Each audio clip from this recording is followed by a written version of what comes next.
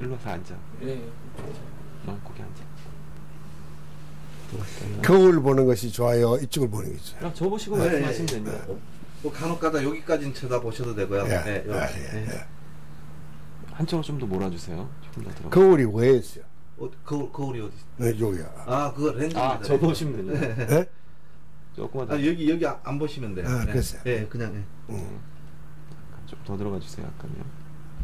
뭐 사이즈를 얘기해요. 사이드. 자, 제가 여쭤볼게요.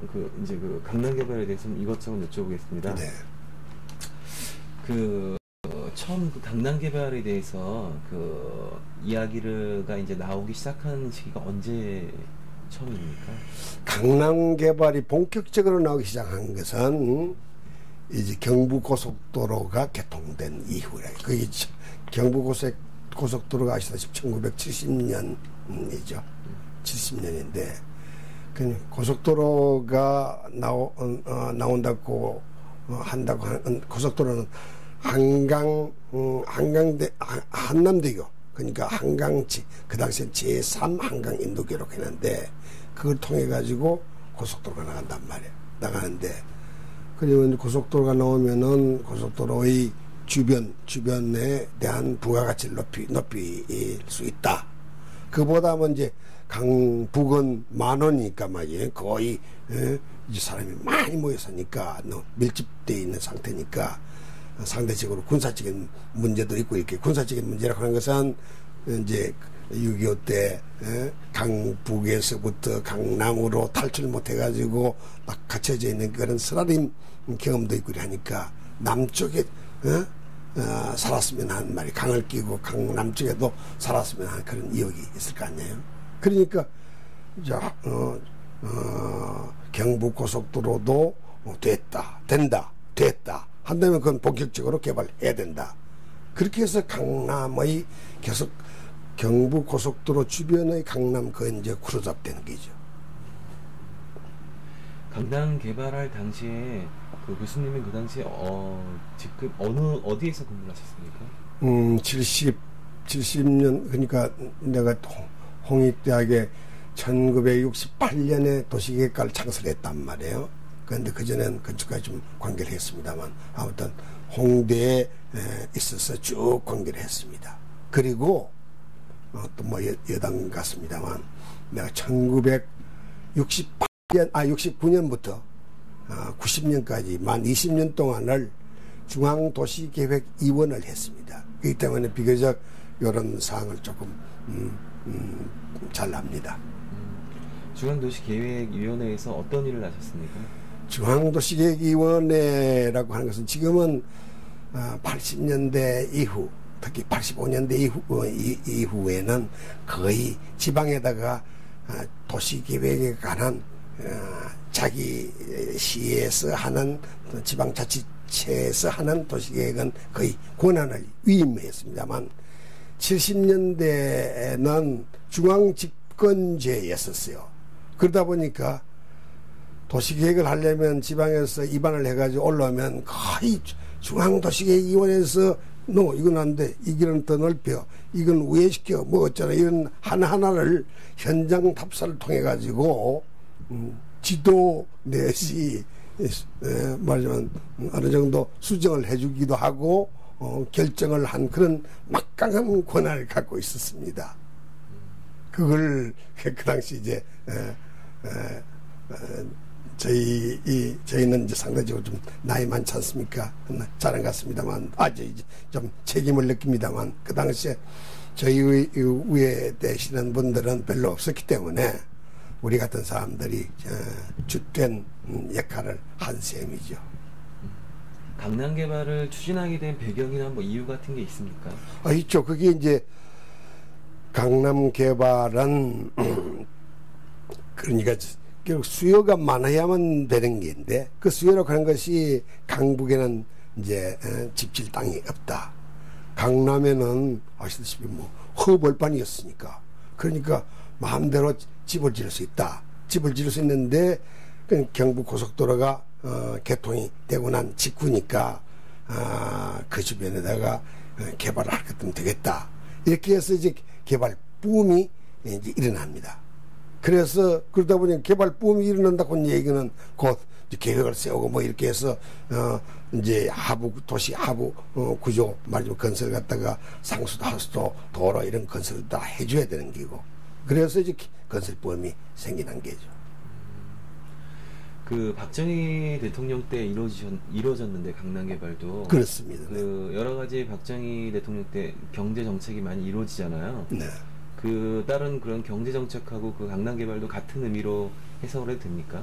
그런데 그 당시 처음 이루어질 때는 흔히 박정희 대통령의 취적을 한강의 기적이라고 하는 얘기를 들어 합니다. 하는데 지금 현재 이제 생각해 보면은 현재로서는 한강이 서울시 행정구역의 가운데를 이렇게 흐르고 있단 말이에요. 있어가지고 현재로서는 강북의 인구하고 강남의 인구하고 반반 이렇게 되어 있는 형성이 되어 있습니다만 70년대 초에는 강북의 10% 강남에 있었다고 이렇게 볼 수도 있겠습니다. 그 강남이라고 하는 것은 영등포까지 다 합쳐서 하는 얘기예요. 영등포, 잠실, 천호동까지 다 합쳐서 그런 비율이 보셔야 되지 않을까 이렇게 보는데 그런데 이제 박정희 대통령의 경제개발 계획하고 직접적으로 그게 붐을 일으켜 가지고 혹은 개발을 통해서 경제를 신장한다 하는 그런 것까지는 해석을 하지 않고 다만 이제 경부고속도로가 나왔다. 강북은 상대적으로 말이에요. 그 당시에도 60년대만 하더라도 70년대 초기만 하더라도 군사적으로 대북하고 아주 이제 예리하게 대립되고 있으니까 그러니까 다분히 만일에 전쟁이 일어난다고 할 것 같으면은 강북에 대한 인구를 소산시켜야 될 텐데 그런 소산 정책의 일환으로서 강남 쪽에다가 개발하면은 좋겠다 하는 그런 생각이 깔려져 있었다고 볼 수 있습니다. 헤드룸 약간만 죽여주세요. 그 당시에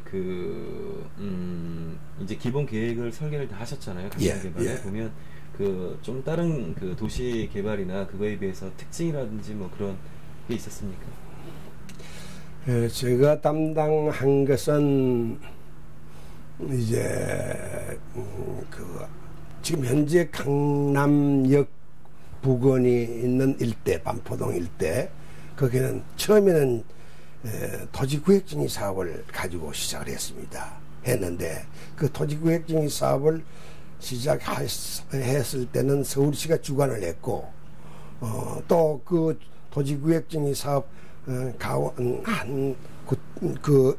옆에 일부 반포 1단지, 2단지 하는 주택공사가 개발했는 그것은 아파트 단지를 이렇게 몰아붙였습니다. 주택공사는 아시다시피 이제 그 당시에 단독주택을 하다가 아파트로 전환을 했을 때 얘기입니다. 그래서 그 아파트 단지가 주택공사의 1단지, 2단지, 3단지 이렇게 성공적으로 진행됨에 따라서 토지구역정의 사업을 통해 가지고 단독주택을 이렇게 짓는 것보다는 오히려 아파트를 짓는 것이 좋겠다. 그의 부가가치가 높고 또 그것이 도시개발적으로 좋겠다고 하는 그와 같은 것으로 해서 아파트 지구로 이제 아파트 지구 계획, 지구로서 이렇게 전환을 갖다 해 들어갔습니다. 그런데 그것은 민간으로 하여금 지을 수 있게끔 이렇게 유도를 했습니다. 유도란 그런 것이 있었고, 잠실 쪽에는 전혀 다릅니다. 잠실 쪽에는 완전히 신도시 개발을 수법으로 해서 이루어진 잠실 올림픽 경기장을 이제 포함시키고 현재 있는 석촌호수가 있는 그 일대가 되겠습니다. 그건 제가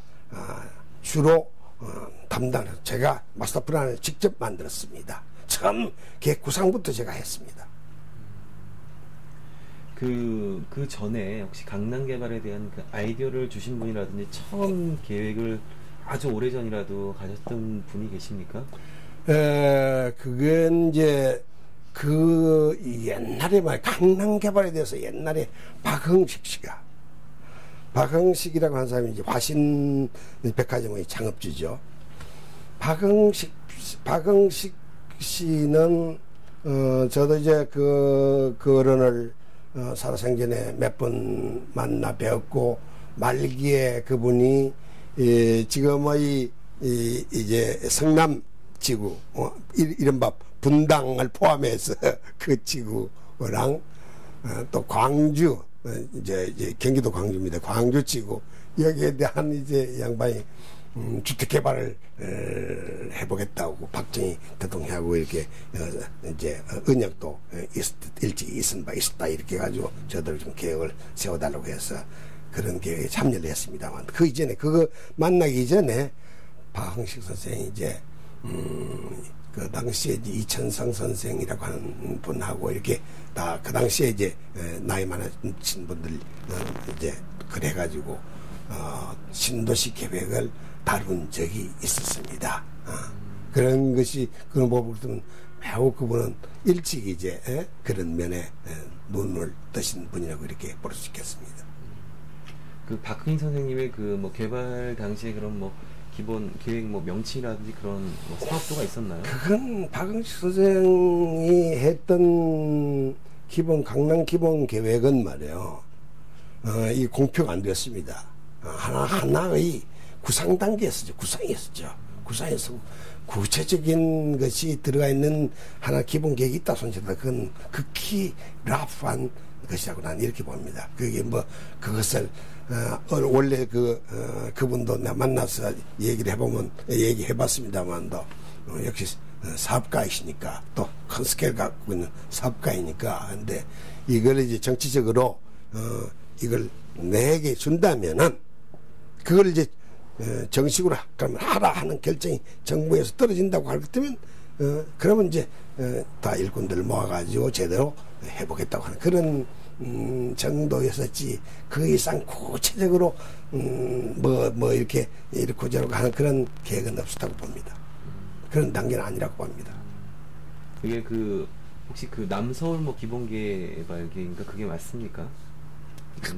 남서울 개발 계획이라고 하는 명칭을 붙였다고 볼 수 있죠. 박흥식 씨가 그렇게 뭐 붙였다고 볼 수 있습니다. 그것을 가지고 박정희 대통령하고 내고를 했다고 하는 얘기예요.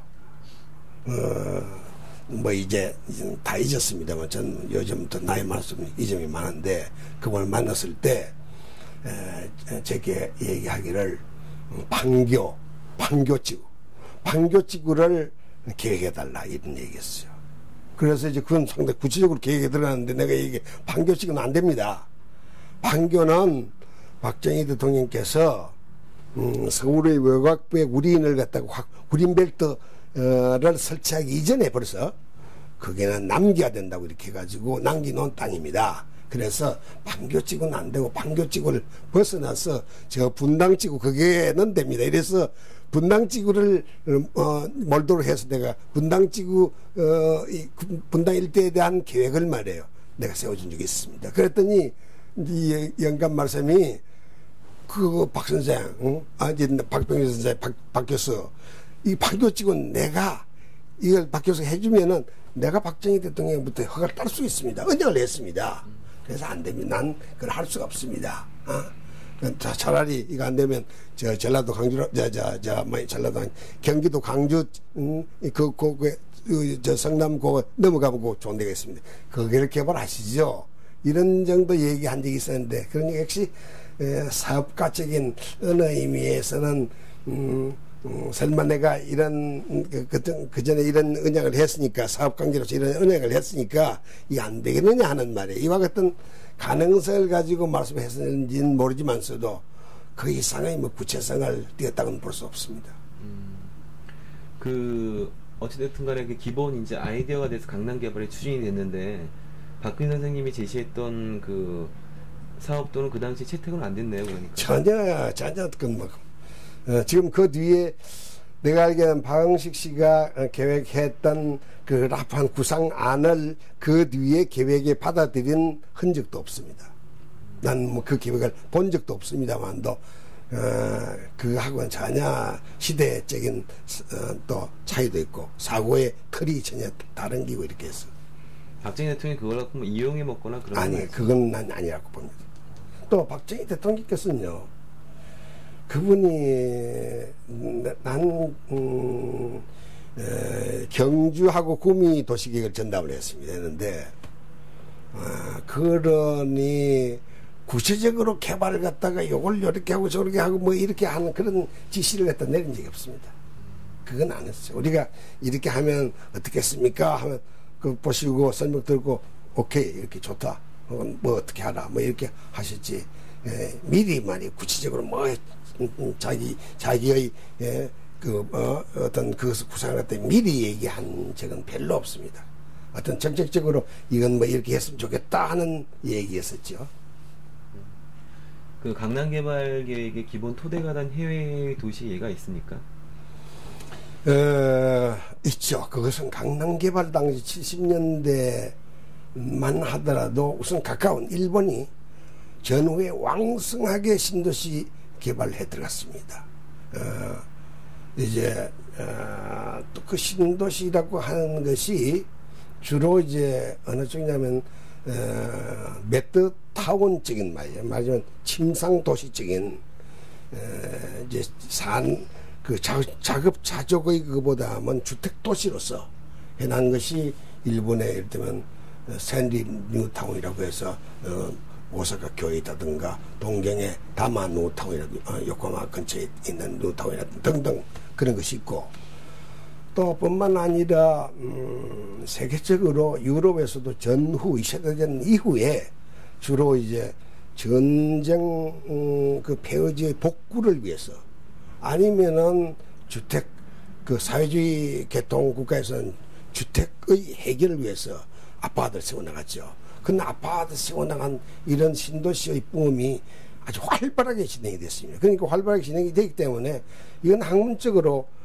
기술적으로 떠나기 때문에는 벌써 2, 3년 전에 다른 데서 이걸 구상을 했댔다. 또 구상 그 발표가 될 것 같으면 곧 세계적인 교류가 됩니다. 그렇기 때문에 저희 60년대 도시계획을 가령 공부를 하고 70년대만 하다도 뭐 세계의 이제 문헌들이 말이에요. 그런 참고 자료들이 막 쏟아 돌았으니까.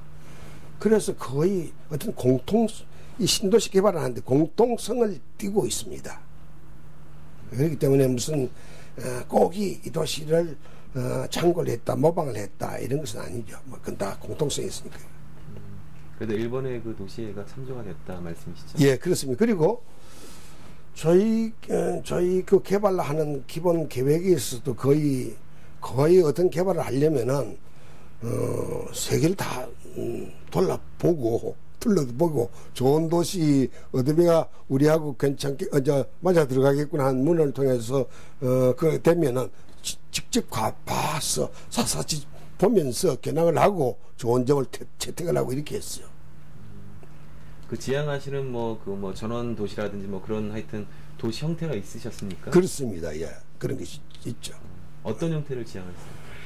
가령 그런데 형태라고 하는 것이 이제 우리는 어느 쪽이냐 하면은 그 녹지를 말이에요.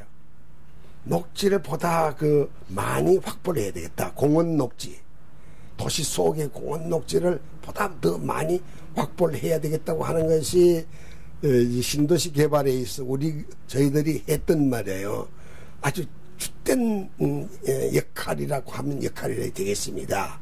쉽게 얘기해서 도로는 있어야 되는 기고 이때 도로는 이제 이럴 수 있으면 넓어야 되겠다 하는 이제 사람과 너무 넓으면은 이 좁은 땅에 말이에요. 비싼 땅에 그럼 너무 부담이 커지니까 건설비가 커지니까 우리는 좀 도를 좀 다른 나라보다는 도를 좀 좁히자 하는 그 주장. 그러니까 더 넓히자, 더 좁히자 하는 요구와 사이에 이러면 절충을 어떻게 하느냐 하는 문제. 이제 그런 것이 있겠고, 상수도 물을 먹어야 되니까 해야 되는 게, 하수도는 대대적인 하수 시설 해가지고 정화 시설 해가지고 이렇게 하기에는 돈이 비싸단 말이에요. 이제 종말 처리장을 만들어서 이렇게 하기는 비싸니까 이걸 어떻게 우리의 경제 사정에 맞게끔 종말 처리장을 갖다가 좀 축소시키고 하는 방안이 없겠는가 하는 그런 면에 또 힘을 써야 되는. 근데 하수도 같은 것은 땅에 묻히니까 막 그래서 비용을 적게 들려고 한단 말이야. 근데 공원 녹지 같은 것도 이제 좀 더 넓어야 되는데 이건 넓힐 생각을 안 한단 말이야. 좀 좁히려고 한단 말이야. 그러니까 우선 제가 역할을 했던 것은 공원 녹지라든가 도로라든가 이런 것을 이른바 공개된 공간, 오픈 스페이스 이걸 보다 많이 확보를 했다면은 뭐 이를테면 하수도 상수도 뭐 이런 것은 나중에 고칠 수 있고 하는데 또 주택 아파트도 재개발돼 가지고 또 더 고칠 수 있지만서도 그런 공개된 공유의 공동의 토지만은 이것은 고정이 되니까 이걸 보다 많이 확보를 해가지고 후손들에게 기여할 수 있는 말이에요. 욕 들어먹지 않게끔 하는 계획이 뭔가 하는데 그게 주력을 했다고 볼 수 있습니다. 그 강남 개발의 과정을 단계로 나눈다면 몇 단계 정도로 나눌 수 있을까요? 강남 개발의 단계를 나눈다고 할 때면 처음에 이제 아까 말씀드린 바와 같이 경부고속도로 개통됨에 따라서 이루어지는 고속도로 주변 그게 이른바 강남역 주변이 되겠습니다. 그게하고 이제 압구정동, 신사동 그 일대가 되겠습니다. 그리고 이제 그걸 마치고 난 뒤에 이제 잠실지구가 되겠습니다. 잠실지구가 됐고 그 잠실지구하고 강남 개발이 거의 이어지는 무렵에서 이제 남부순환도로가 계획이 됐습니다. 이게 수서 쪽이죠. 맞은경 지금 현재 강남 고속도로에서 수서 쪽 그쪽에 남단부에 있었어요. 쭉 이제 있었는데 그 일대가 제일 늦었습니다. 때문에 강남의 전체를 보았을 때 강남역이 있는 그게는 대란로 내지 주된 간선가로 25m, 35m 이런 그런 주된 간선가로는 가로변에는 이제 노선 상업지역으로서 비교적 고층 건물이 이룩도가 이렇게 있는데 그 나머지는 별로 신도시로서 70년대 이후에 개발된 신도시로 자랑할 만 개발이 못되면 또 그 패턴 자체도 아주 가로의 형태라든가 이런 것이 또 공공시설 확보라든가 이런 것이 잘 안 돼 있습니다. 안 돼 있는데 학교 배치만 하더라도 사실은 제대로 안 돼 있습니다. 그 주변에는. 그래가지고 나중에 애를 먹었습니다. 학교 용지를 확보하는데 애를 먹었습니다. 거기에 대해서 잠실은 계획적으로 했습니다. 계획적으로 했고 그리고 맨 마지막 단계인 맨 남쪽 편 그게 이제 남단편 그것도 제대로 계획된 게 그건 충분한 녹지를 확보를 했습니다. 그것이 이제 그것은 어느 쪽이냐 수법을 영국의 밀턴 케인즈 계획의 수법을 썼습니다. 밀턴 케인즈 주택단지라고 하는 것이 세계적으로 제일 잘 된 계획으로서 지금 각광을 받고 있습니다만 그 계획을 다분히 의도적으로 그 수법을 좋은 기법을 제가 도입을 했습니다. 그 시기별로 이루어졌던 이제 단계별 말씀하셨는데 그 주요한 특징은 있습니까? 중요한 특징이라고 할 것 같으면은 그래서 이 특징이라고 하는 좋은 점을 세워줘야 되는데요. 이제 말씀드린 바와 같이 저게 맨 그 남단부의 남부순환도로에 있는 그 일대는 충분한 녹지를 또 뗐다 우선 그게 하나 특징인 겁니다. 그리고 또 하나는 그 당시에 도시정책적으로 서울시 도시정책적으로 말이에요. 강북에 있는 학교들 좋은 학교들을 갖다가 많이 이제 이전을 시켰단 말이에요. 우선 경기여고 경기고등학교 경기여고가 강북을 갔단 말이에요. 그리고 이제 이화여 여고는 안 갔습니다만 숙명여고 할 것 없이 이런 좋은 학교들이 강남을 옮겼어요. 옮기는데 이제 서울시에서 어떻게 종료를 하는 강남 개발을 촉진시키기 위해서 이 학교들에게 대해서 말이에요. 너희 학교에 있는 학교를 여기 부지 지금 시가가 얼마가 하는데 평당 얼마가 하는데 이걸 팔고 팔면 얼마가 된다. 또 강남에 이제 땅을 사서 학교 부지를 사서 할 것 때문에 얼마가 되는데 좋은 교사를 신축할 수 있고 이렇게 되면 오히려 더 좋은 거 아니냐. 그러니까 강남을 옮기십시오. 그러니까 그걸 가만 얘기 듣고 보니까 좋으니까 말이야. 모든 지원을 다 이렇게 해준단 말이야. 옮겼단 말이야. 옮기놓으니까 강남엔 좋아졌죠. 이제 상대적으로 좋은 학교 옮겨 좋아졌는데 그게 특징이라면 특징입니다. 그런데 여기 그 특징을 들라고 하는 데서 하나 더 덧붙인다면 강북은 어떻게 되느냐. 강북은 지금 그런 문화적인 공간이 말이고 축소가 되어버렸어요. 그렇게 해서 오늘날 강남에는 파락궁이다 무슨 무엇이다 뭐 학원이다 오는 데서 좋은 학교로서 이렇게 지금 뭐 이렇게 붐을 일으키고 이렇게 있는데 강북은 말이야 이게 한대가 되고 말았는데 이건 하나 알고 둘을 몰랐던 당시의 도시정책의 아주 큰 결함이었다 이렇게 난 지적을 하고 그렇기 때문에 이제 이번에 이제 강북 차례다 이 얘기예요. 그래서 강북의 개발 이제 그런 문화시설을 특히 학교시설 대학시설은 제대로 되어 있는데 그냥 그대로 남아있는데 대학은 왜 그러면 대학은 그 마음대로 옮길 수가 없었어요. 그래서 못 옮기는데 고등학교가 주로 옮겼단 말이에요. 그런데 고등학교 명문이라기보다는 좋은 질의 고등학교 시설을 갖다가 강북에 해주고 이제 자질이게끔 이렇게 만들어줄 필요가 있는 게 이게 다 도시계획의 이제 지난날의 잘못과 잘된 점 이제 우리가 역사를 평가를 하면서 그런 교훈을 가지고 살려나가는 그와 같은 것으로 이제 삼아야 되는 하나의 좋은 이제 그이라고 보겠습니다. 그 강남 개발 당시에 초기에는 그 주민들이 그쪽으로 이주를 잘 안 하고 그 안 가려고 해서 많이 애먹으셨다 그러는데 그렇습니다. 뭐 예. 여러 가지 세제상이나 혜택을 주셨다 그러는데 예, 그런 게 어떤 게 있습니까? 그러니까 허벌판에 가령 땅은 샀지만서도 다른 사람이 이제 땅을 이제 집을 지어 가지고 어느 정도 형성되고 상가가 형성 그리고 시장이 형성돼야 뭐 물건 뭐 식료품도 사고 이렇게 할 거 아니에요. 그러니까 일찍 다른 사람들이 이렇게 뭐 어느 정도 어디를 형성해 주기를 서로 눈치를 채고 바라고 있었단 말이에요.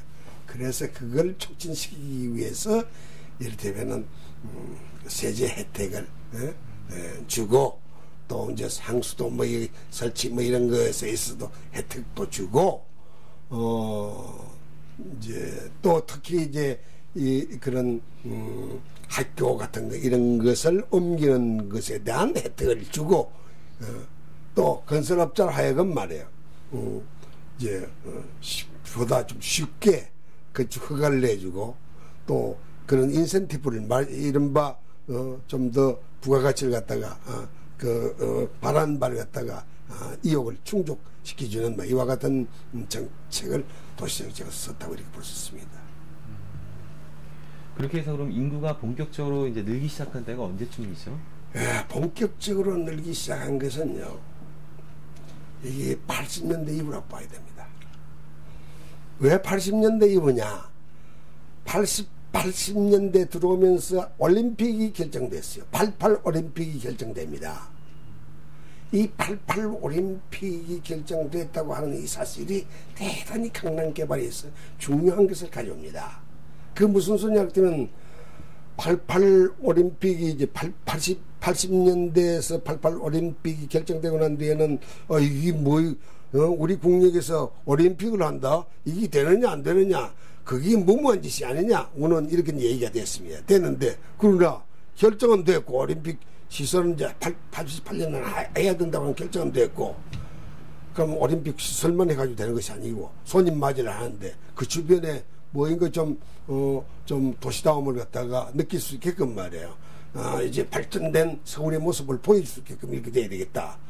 그러면 이제 공공시설, 이를테면은 이제 업무시설인 이를테면은 코엑스 같은 말이야. 그 언저리를 갖다가 잠실 이 운동장 가까우니 건설한다. 테란도 거기에 이제 업무 건물 들어가는 것을 자꾸 종용을 시켰어요. 이렇게 한다든가 이런 걸 들었으니까 뭐 이게 뭐 되겠구나. 아파트 부임 뭐 시작됐어요. 그러니까 88 올림픽 유치와 마지막 그것의 시행 이것이 결정적으로 강남 건설을 촉진시키고 또 뿐만 아니라 그 내용을 좀 더 알차게 만드는 계기가 되었고 결과로서 오늘날 이렇게 발전됐다고 이렇게 볼 수 있습니다. 그래갖고 이제 그 개발 후기에 여러 가지 부작용들이 많이 나타났던 것 같거든요. 뭐 이제 뭐 투기라든지 그리고 뭐 인구도 너무 많이 몰리고 여러 가지 문제가 많이 났던 것 같은데 그런 거에 대해서는 어떻게 생각하세요? 그 부작용이야 뭐 있기 마련이죠. 있기 마련인데 그 부작용에 대해서는 어느 쪽이다 할 것 같으면은 정부가 규제를 갖다가 해줘야 됩니다. 해줘야 되는데 우리는 시장경제 바람을 타면서 규제 완화라고 하는 것을 내걸었단 말이야.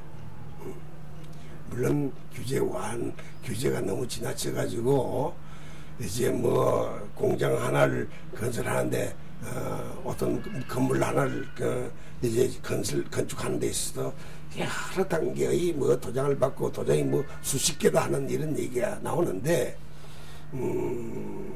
그런 것은 그건 잘못이죠. 잘못이지만서 그러나 그 잘못이라고 하는 것은 어떤 단계를 축소를 해가지고 이런 뭐 요즘 얘기는 원스톱 행정 말이야. 거기서 거기 가면 다 해결된다고 하는 이와 같은 것을 해가지고 이제 허가내는 그와 같은 관청 허가내는 이와 같은 것에 대한 간소화를 시키는 것에 주력을 둬야 되는데도 불구하고 이걸 규제 완화를 시켜가지고 말하자면 가령 5층 지을 것을 갖다가 말하자면 20층 지어도 된다 40층 지어도 된다라든가 말이야 용적률 500%로 가령 억제를 해야 할 상업지역을 1000% 해도 된다 2000% 해도 된단 말이야 이렇게 너무 규제를 갖다 완화를 시켰단 말이야 이 규제 완화는 어느 쪽이냐면 혼란을 가져왔댔대. 그래서 그 규제 완화가 하여금 어느 의미에서는 현재 좀 무질서를 갖고 오고 있다. 그래서 우리 같은 사람은 행정수석은 재빨리 말이 간소화시키고 이렇게 하되 규제는 더욱 강화돼야 제자리 강화돼야 된다면 바람직한 방향의 어떤 목표를 두고 그 방향에 도달되기 위해서는 이렇게 해야 된다고 하는 그 절차 그 내용 계획의 내용 이건 엄격하게 더욱 규제가 강화돼야 질이 좋아진다 이렇게 가다가 나는데요 이건 몰라는 사는데요 이건 뭐 어느 의미에서 내가 너무 솔직한 얘기를 하는지 모르지만서도 이 흔히 정경유착이라고 하는 말을 썼습니다. 건설 어떤 관계자하고 말이에요. 정부하고 유착이 된 나머지 법을 갖다가 오히려 규제를 갖다 완화시키는 이런 로비 활동을 하고 그런 것을 한 나머지 이런 무질서한 결과가 됐다. 이렇게 해도 얘기를 할 수 있습니다. 그런 정도로서 무질서해야 됐다. 이거 고쳐야 됩니다. 그럼 규제 완화로 더 많은 어떤 또 부작용이 있었습니까? 네? 그런 규제 완화 때문에 강남 개발 당시에 어떤 또 부작용이 있었습니까? 규제 완화 때문에 부작용이 생긴 것은요. 그러니까 지나치게 이제 고층이 말이에요. 지나친 고층화가 됐다. 지나친 고층해야 될 장소가 있는 게죠. 장소가 있는 게도 불구하고 고층화가 됐다라든가 아니면은 아파트만 하다가 아파트가 일조권이라고 하는 게 있습니다. 있는데 해가 이제 동절에 말이에요. 동절에 겨울철에 햇빛을 못 받는 아파트가 아래층 부분에 많습니다. 많습니다. 그리고 동시에 너무 이게 인동관계를 무시하고 말이에요. 그런 규칙을 무시하고 하다 보니까 위압감을 느끼는 거죠. 위압감을 말. 그리고 이제 학교만 하더라도 학교 거리가 멀어져 버렸어요. 너무. 이제 옛날에는 옛날 초창기에 강남 개발할 때는 5층이 많았어요. 거의 5층 아파트가 많았습니다. 5층 아파트가 엘리베이터가 없는 아파트가 5층까지예요.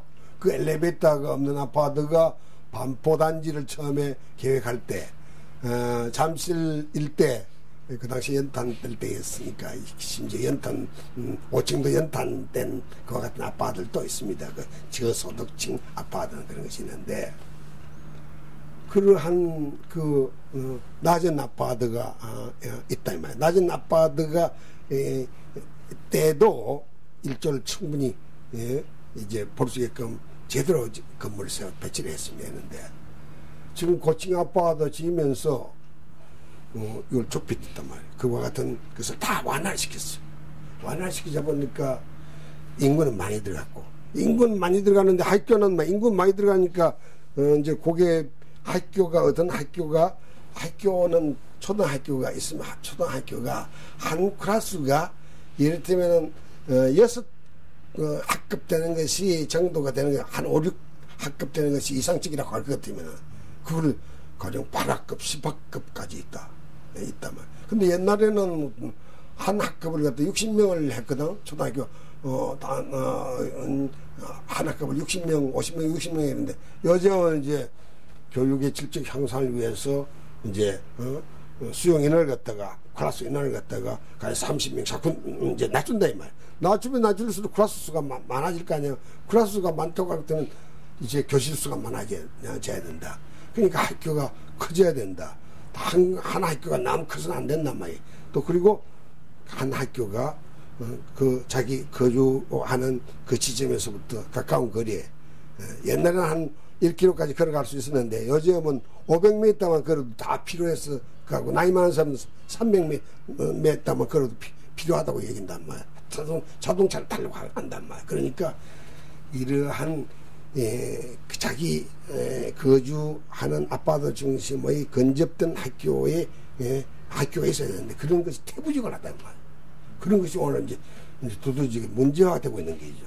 그래서 이제 앞으로는 어느 쪽이냐 하면은 시비를 가지고 또 이제 땅을 사가지고 학교를 지어야 돼. 많이 지어나가야 된단 말이야. 그런 것 등등 지금도 규제 완화가 안 돼 있고 또 서울시의 이 규제 완화가 하여금 말이에요. 이게 규제가 철저히 안 돼 있기 때문에 이것이 전국적으로 미칩니다. 전국적으로 미치고 저 용인에 무슨 난개발이 되고 있다. 저 다른 지방에 다 난개발이 되고 있다 하는 것 서울시 본따서 이렇게 하고 있는 게요. 서울시가 제대로 해줘야 되는 게요.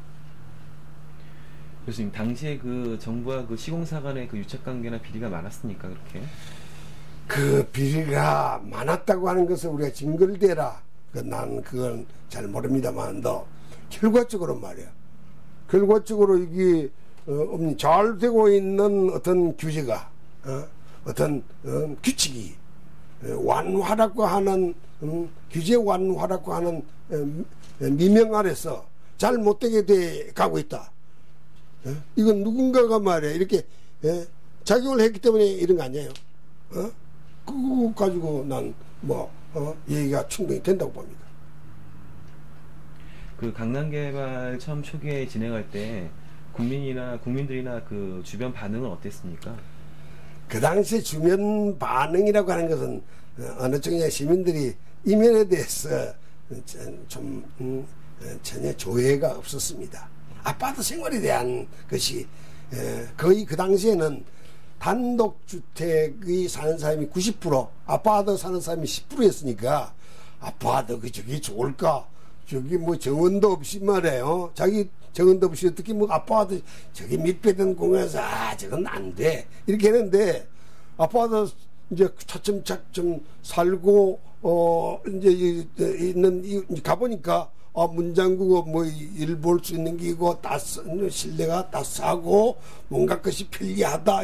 그 아파트가 좋겠구나 이렇게 됐고 또 5층 아파트는 이제 걸어가는 아파트지 엘리베이터가 없으니까 5층까지를 했는데 요즘은 엘리베이터가 있어야 된다. 엘리베이터 없는 게 뭐가 아파하더냐? 이렇게 돼서 다 엘리베이터를 원하고 있다만, 다 엘리베이터를 원하니까 연립주택이란 3층짜리 연립주택이나 이런 것은 다 싫어하는 게 아파들 잡고 아이들도 아파들을 원해서 가려고 한다. 이러다 보니까 이제는 저층주택, 단독주택이 좋다, 나쁘다, 여기 이런 차원을 지나가서 아파트 생활이라는 게 이게 이제 보편화가 돼 버렸습니다. 이게 이제 하나의 이건 좋다, 나쁘다, 이건 이제 그런 논쟁의 시기는 이제 지났습니다. 그럼 강남 개발의 그 진행됨에 따라서 어느 정도 국민들이 관심을 보이기 시작했겠네요. 강남 개발이 진행되면서 상당히 진행됨에 따라서 이 강남이 좋구나 하는 것을 느끼기 시작했습니다. 그래서 이제 또 뿐만 아니란 말이야. 학교 결정적으로 경기고등학교 옮긴다, 경기여고 옮긴다, 예를 들어서 말이야, 숙명여고 옮긴다, 오는 되니까 이거 좁은데 강북에서 이거보다 좀 시원한데 여기 가서 하기 좋겠다. 또 그리고 그 당시에 75년도인가 내가 기억이 되는데 아파트 분양을 하기 시작했습니다. 옛날에는 아파트 분양을 할 때는 아파트를 다 지어놓고 이제 이른바 모델하우스라고 하는 것이 지어놓고 어느 정도 되고 난 뒤에 모델하우스를 만들어 가지고 이 아파트에 이렇게 됩니다, 내부가 이렇게 됩니다, 이렇게 했는데, 요즘은 짓기도 전에 청사진 내놓고 모델하우스로 한 것도 만들어 놓고 이제 분양을 한다고. 그 분양할 때 75년대에 무려 70대 1 경쟁력이 붙었어요. 그러니까 이 아파트에 70대 1이라는 이게 수지가 안 맞게 이런 거니. 그래서 너도 나도 청약에 들어가기 시작했습니다. 물론 청약에 들어가고 하는 또 이건 주택은행에서 선전도 하고 이렇게 했겠지만서도 이것으로 하여금 아파트 붐을 형성시키고, 또 어느 의미에서는 아파트 들어간 사람이 실제로 말이에요, 재미를 봤어요. 그거 팔고 또 옮기고 하면서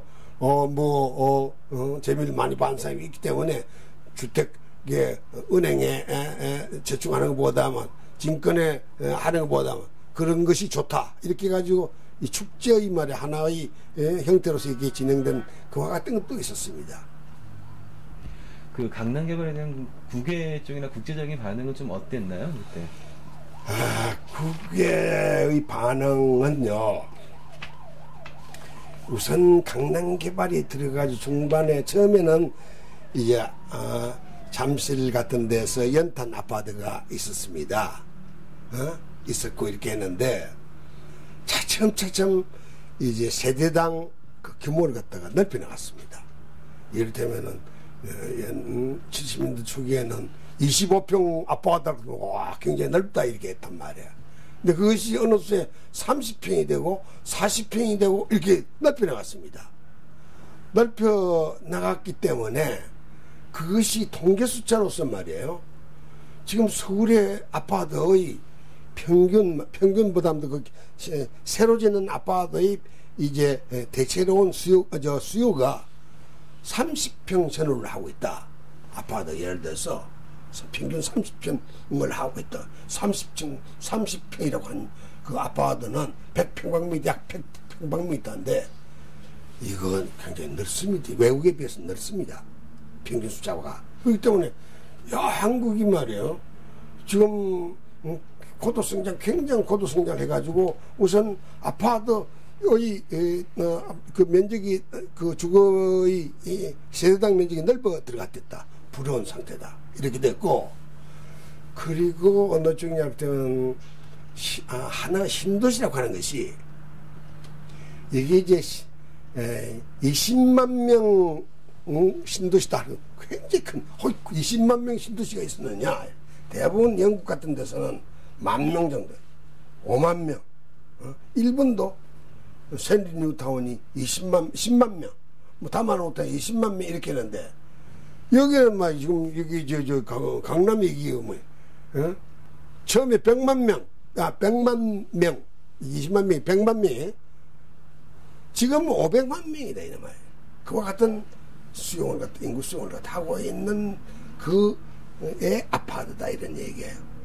그리고 또 이제 대부분이 지금 또 재개발 오늘 하고 있지만 재개발 20년 불과 20년밖에 안 된단 말이죠. 1980년에 전 아빠들하고 이제 20년밖에 안 되거든요. 고전 75년, 25년 이래야 되는데 상대적으로 말 대부분 다 88 올림픽 이후에 막 이렇게 올라갔다고 얘기했습니다만도 그와 같이 새로운 건물들이 차 있단 말이에요. 그러니까 우리가 보기에는 막 외국에 비해서 뭐 일공적인 것이 이 결함이 있다 많다 이렇게 하지만서도 세계 사람들은 다른 나라 사람들은 자동차 타고 하늘에서 보는 거 아닌 기고 지도 가지고 세상 본다기보다는 지도에 그런 게 없는 기고 간선도로로 쭉 가니까 막 로벤산가에 뭐 고친 건물이 들어서 있고 군데 있고 또 수리하면서 알맞게 말이에요 병풍에 있고 저 강남에 가더라도 저 북한산이 보이거든요. 보이고 한거에 보이고 이야 아름다운 도시다. 근사하다 이렇게 그렇게 인상을 받고 서울에는 괜찮다. 좋은 도시다. 아름다운 도시다. 이렇게 인상을 받고 지금 발전 서울의 도시개발 발전상도 대단하다. 또 뿐만 아니라 올림픽 온 사람들 올림픽 경기장 시설들 보고 아주 소리나 됐단 말이에요. 등등. 코엑스 오는 사람들 보고 코엑스 빌딩 안에 들어갔더니 얼마나 잘 해놨습니까? 등등 말이에요. 이와 같이 무역하는 사람이라든가 체육하는 사람이라든가 이런 이제 다른 이제 바이어들 뭐 계약하러 오는 사람들 관광 오는 사람들이야 뭐 강남 얘기합니다만 강남보다는 강북이 고궁들 보고 북한산 보고 이 각들 뭐 놀래 자빠지는 게죠. 이만한 이 얼기의 자연적인 틀이 없으니까 말이에요. 헤드룸 조금만 죽이고 줌 조금만 들어가겠습니다. 그 당시에 그 강남 개발 이제 사업을 할 때 그 구획 정리 사업이라는 걸 했잖아요. 예. 그 구획 정리 사업이란 뭘 말하는 겁니까?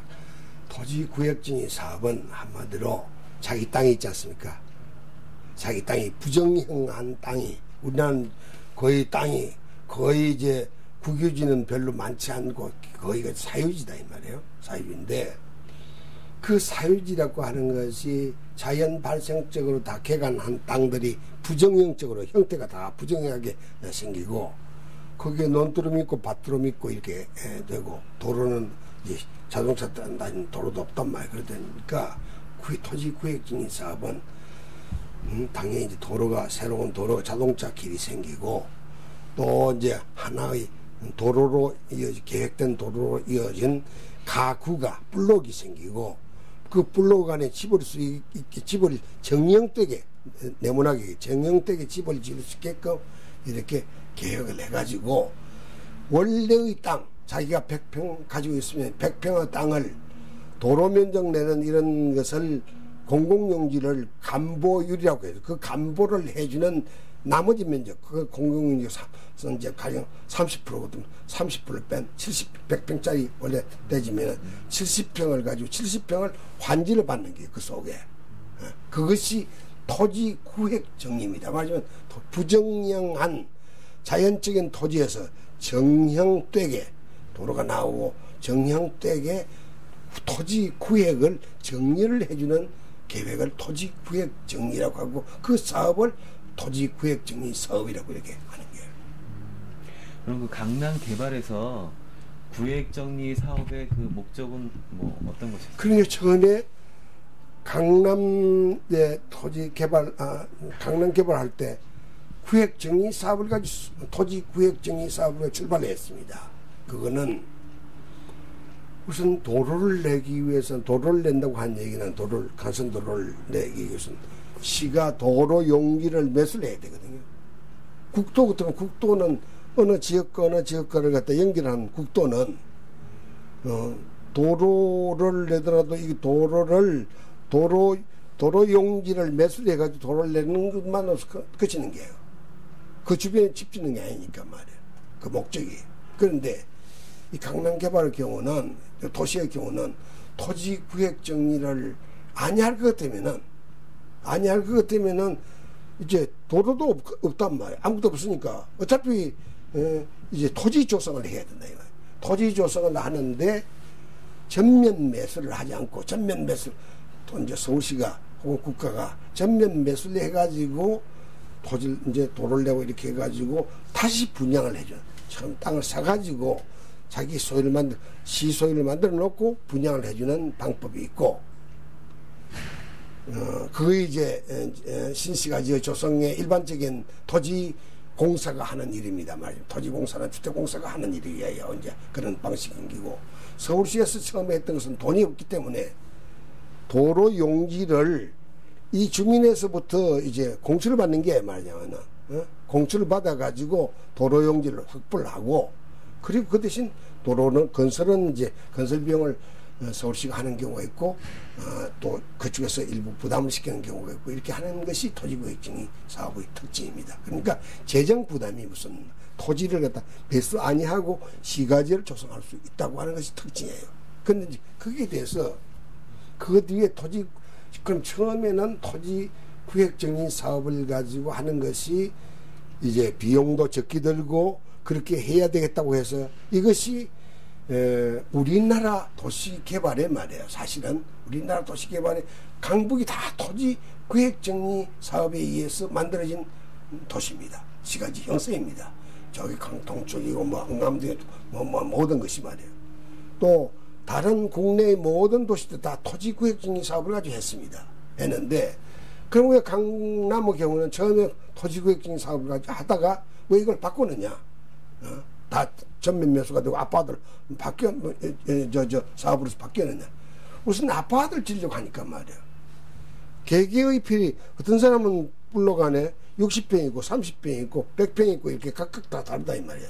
다른데 단독주택 짓고 아파트를 지기 위해서는 블록도 달라져야 되고 이제 숲앞으로 큰 가령 500m 가까이 그 속에 아파트를 지어야 되니까 어차피 이것을 개개인으로부터 그 건설업자가 전면 매수를 해가지고 그래가지고 아파트를 지어가지고 분양을 한다. 이런 식으로 아파트 사업으로서 전향을 해야 될 그런 필요가 있었습니다. 그래서 나중에 토지구역정의 사업의 그 명분 자체가, 명분보다도 계획 자체가 다 허물어집니다. 다 허물어진데 다만 그 토지구역정의 사업을 할 때 그 개발 자체가 말이에요. 간선도로 위주로 또 이제 학교의 위치가 토지구역정 사업이라고 하는 것이 단독주택을 위주로 했기 때문에 학교 용지도 말하자면 단독주택이라는 게 가령 10,000명의 인구당 10,000명의 학교가 하나 필요할 때는 말이에요. 아파트 경우는 조그만 하도 10,000명이 되는 데 대해서 단독주택은 굉장히 넓어야만 10,000명이 된단 말이에요. 그 넓은 면적의 학교 하나가 필요한 거하고 좁은데 학교 하나 필요한 거하고 학교 수요가 달라지는 거예요. 그러니까 전체적으로 학교가 면적이 이제 이 수요가 개수가 많아져야 된다. 이런 데 대해서 차질이 일어난 거예요. 그 차질을 잘 이렇게 말하자면 조화시키는데 서울시에서 애를 먹었습니다. 뿐만 아니라 옛날에는 그러니까 토지구역적인 사업에 단독주택을 계산해가지고 인구가 말이에요. 이를테면 200만 명 이상 못 들어간다 하는 그쪽 지구가 말이에요. 150만 명 잡았단 말이에요. 처음에 150만 명, 강남에 150만 명 잡았는데 지금 500만 명이 됐으니까 말이에요. 이런 수가 근본적으로 달라졌어요. 계획 틀이 달라졌어요. 그 공공시설에 있던 이제 숫자가 완전히 다르긴 말이네. 이걸 끌고 오고 있으니까 문제가 되는 게죠. 요거 예. 네. 여보세요.